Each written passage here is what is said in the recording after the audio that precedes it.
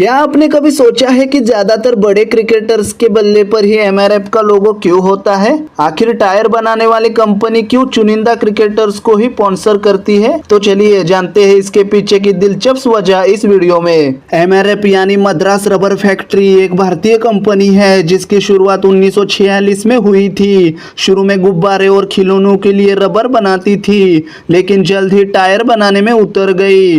भरोसेमंद tyre brand के रूप में खुद को स्थापित कर लिया।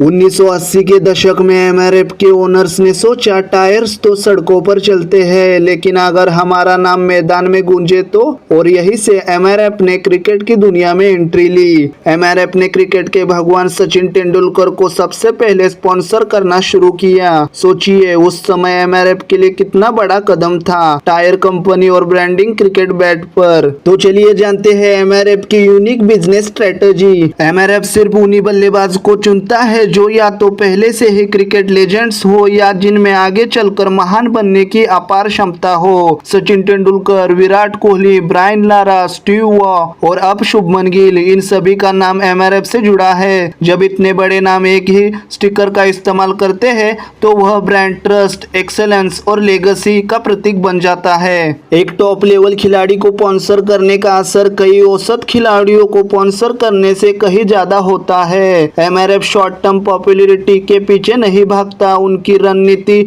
डिकेड्स लॉन्ग लॉयल्टी बनाने पर टिकी है। एमआरएफ ऐसे खिलाड़ियों में इन्वेस्ट करता है जो लंबे समय तक खेलेंगे और लगातार परफॉर्म करेंगे। इससे उनकी कंपनी के ब्रांड वैल्यू जैसे कि ड्यूरेबिलिटी और रिलायबिलिटी सीधे क्रिकेटर के परफॉर्मेंस से जुड़ जाते हैं। जो बच्चे या युवा क्रिकेटर एमआरएफ स्टिकर वाला बल्ला देखते हैं, उनके मन में एक सपना बनता है कि वह भी एक दिन इस एलिट क्लब का हिस्सा बनेंगे।